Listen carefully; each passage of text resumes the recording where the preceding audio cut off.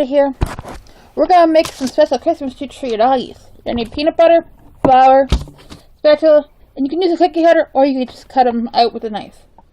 Plastic cookie cutters are safer because why not? The doggy I have here, he asked for the dolphin, and I don't have any Christmas trees or anything like that on hand. I do plan on eventually get to them. And you're gonna want parchment paper or silicone mat to mix it on, because just trust me. And you may want newspaper under it if you're not good at mixing on parchment paper yet. So you're going to open up your peanut butter.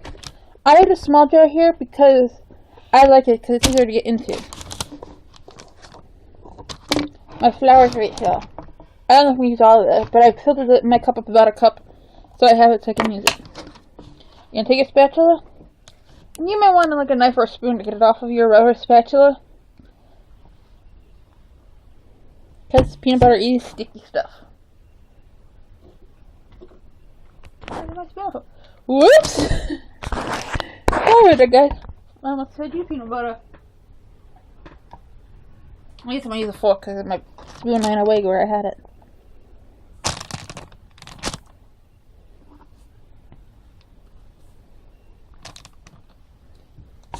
How much you think you're gonna need?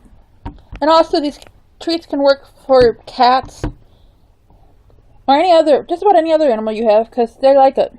And you might want to mix some to leave out for the reindeer if your family believes in Santa. Just get as much peanut butter onto your silicone mat as you think you'll need. And I hope you can actually see the peanut butter, because it's not the best angle, because, yeah. Okay, I can set my fork off to the side. I think I have enough to start with at least. I only need one more scoop of peanut butter. Just one more, if I can get it out. Because my spatula is kind of big. I intended to use a smaller one, but it wasn't, at the moment.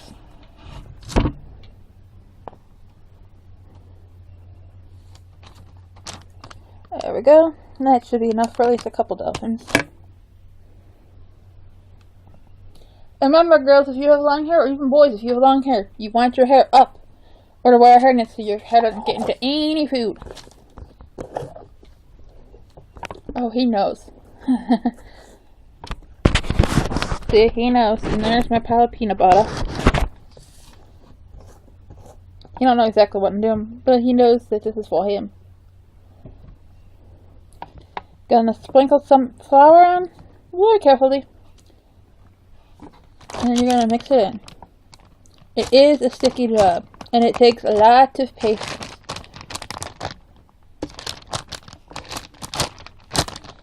And you want all the flour mixed in before you add more, and then I'll show you what the dough looks like when it's the right consistency for treats for your critter.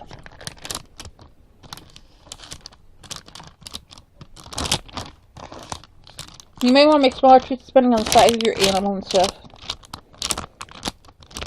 But I picked out some shapes for him to choose from that were within a reasonable size for him, and he chose the dolphin.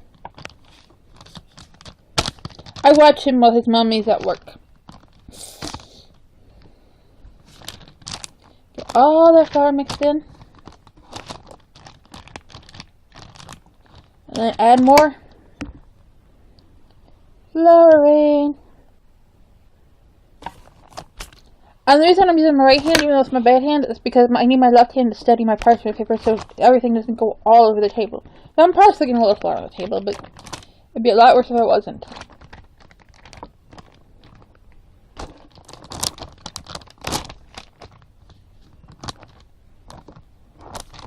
You're going to need a rolling pin too, but I'll be back with the rolling pin when we get to that stage. I don't know who plays. And I'm sitting down. No, I do normally do this standing up, because I twisted my knee yesterday, but Miss Amanda, it's okay. It's just safer to sit down when you're hurt. Nothing serious.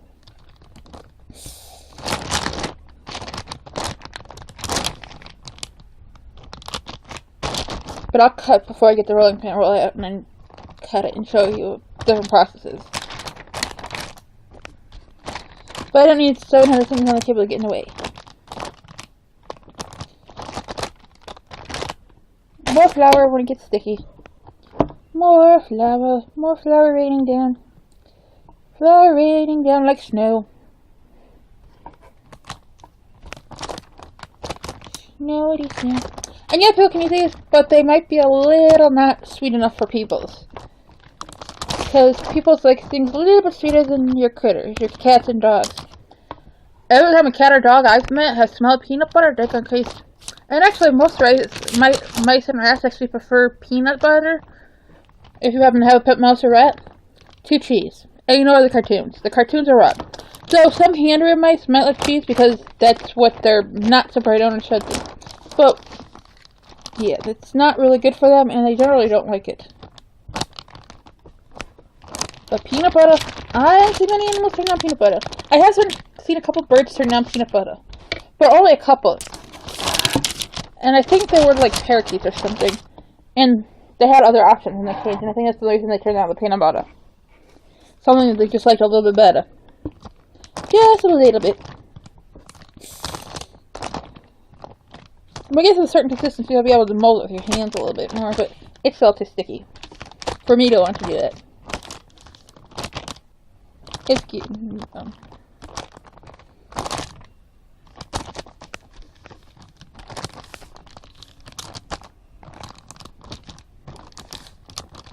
I like the short containers because you can actually get all your peanut butter out. Nothing wrong with the tall containers.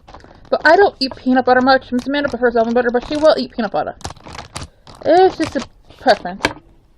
Like the couple parakeets I saw in the one cage that had something that I ate a little bit of. More snow. Not snow, it's just flour. I'm being silly about it. Fold it in. Yeah. And that's about the stage where I can use my fingers a little bit. Though, yeah, when I'm pulling up the pedal, it's a little sticky. Well, it's generally still sticky, but it's not as sticky as it was. It's just, now it's not sticky enough where I worry about it as much. It's getting too much stuck to my hands. I wish I had set off the side just to stick the pad out. Okay, and one more flour.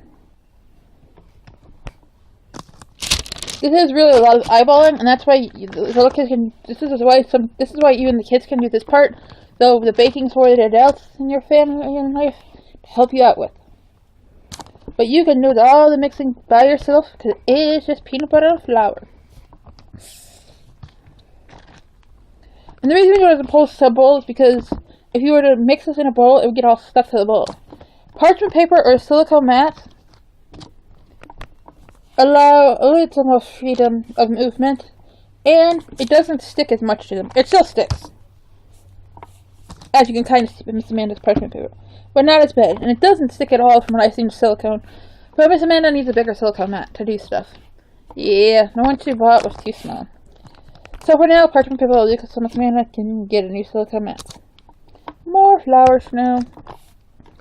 This will take a while. Apparently smells of stuff makes everybody tell me good. And you're mixing something a lot. It will take a while because depending on how much peanut butter you use, because it just takes a while to do to get the right texture. A little bit more.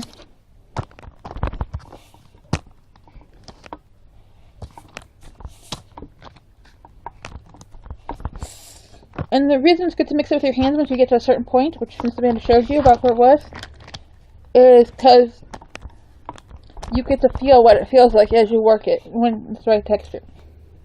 And if your dog or cat likes a slightly softer texture treat, you'll want to stop about here. You'll see it kind of feels fluffy. But this guy here, he likes his stuff crunchy, huh? You like your crunchy treats. He blinked twice, which usually means yes.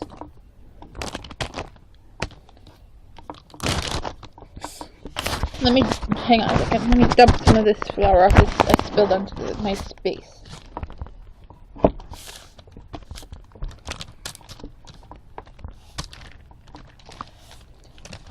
He does like one soft treat, but it's not really a soft treat because it's the bacon strips, which still has a crunch to it. But he likes the stuff firmer. I don't know why he wanted a dolphin But he asked for the dolphin of the ones I set out for him. I thought a dolphin, an alligator, and a horse because those were the ones that I had that were about the right size for him. He kind of gave me a dirty look when I told him he had to choose between the elephant and the dolphin. Not a dirty look, but you know, they look like, really? I have to choose just one? And then he chose the dolphin. Probably this guy likes dolphins and elephants. I let animals choose stuff a lot when I'm doing something for them. Or like when I taught a kitty that I had when I was younger. Well, actually, I didn't teach the cat to draw. Show me it could draw, and then I let him choose his crayons. Because he got a hold of one of my sister's crayons. Not actually my crayons, but it was my kitty. I don't know. I didn't have crayons at the time. At the time, I was denying my artistic talents. I don't really like art. Well, I do like to do art, but I don't know. I just don't feel like I'm as good as other people, despite the fact of how much other people compliment me. Though I do have to admit, the Precious Moment figure I painted, was pretty awesome. I did it with puffy paint. It was a wood Precious Moment shaped figure. And yeah. I did admit that was pretty awesome. But since I did that figure, I've had one missed surgery. I had one before that and then the one after that. And I don't know if I can actually squeeze the puffy paints anymore. And I don't exactly have access to more figures anymore for reasons that aren't important. But I could probably buy some more figures and experiment if I really wanted to. But I don't feel ready to do this again. And you can ignore everything Miss Amanda says while she looks at this because it's just blabbering. This is if your cat likes about a medium firmness, you can kind of see it's kind of squishy, but not as squishy before. But as I said, this guy, if your cat or dog or whatever critter wants it firm, it's gonna take a long time. And you may ask why Miss Amanda's wearing a short sleeve shirt inside in winter, because you know Miss Amanda lives up north. Well, when you're cooking, you want a short sleeve shirt. And Miss Amanda likes the baggy one because it comes down to about her elbows. And you're less likely when you're cooking and baking and mixing stuff to get it all up on your sleeves and soak them in. And that doesn't feel so good. Miss Amanda has a sweater when she's all done with this. But Miss Amanda likes a baggy t-shirt because it really works for her. It comes in wet and keeps her semi-warm. And it doesn't get as in the way as a longer sleeve shirt would when you're mixing up something. I have some that's good enough to the side, but I'm just kind of doing a little bit at a time into the dough.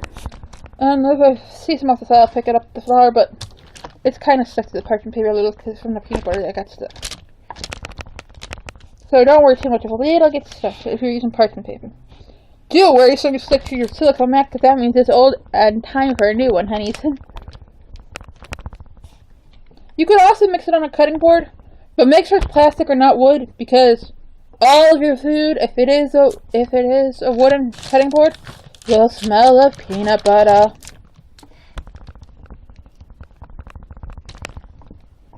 Trust Miss Amanda. She made that mistake before working with peanut butter. This is kind of like the doggy version of a gingerbread man. Except for, these are peanut butter. These are peanut butter treats.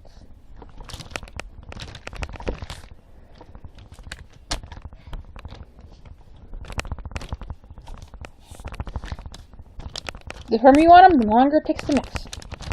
We're getting there. We're getting there.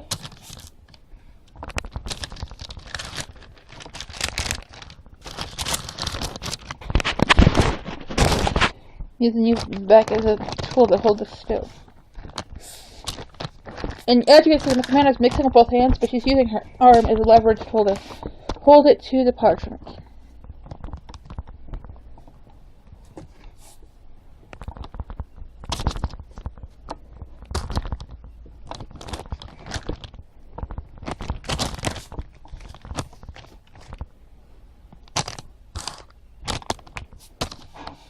You can try to get this off if you really want to, but don't worry if you don't. If you full sticks to your rubber spatula.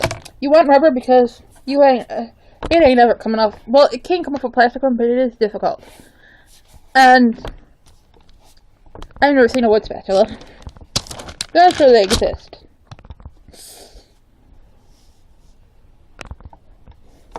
But wood does tend to like things that adheres, and it does tend to sit on wood stuff.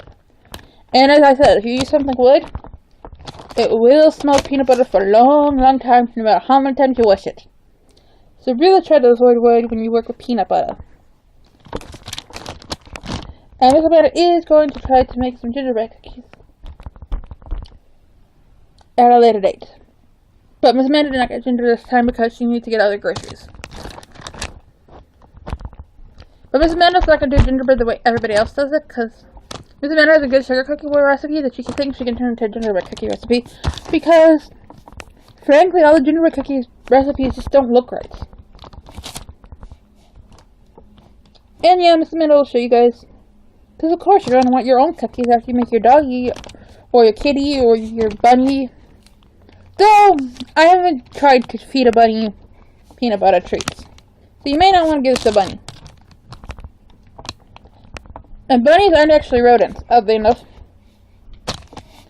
And for a long time, people didn't know if guinea pigs were rodents.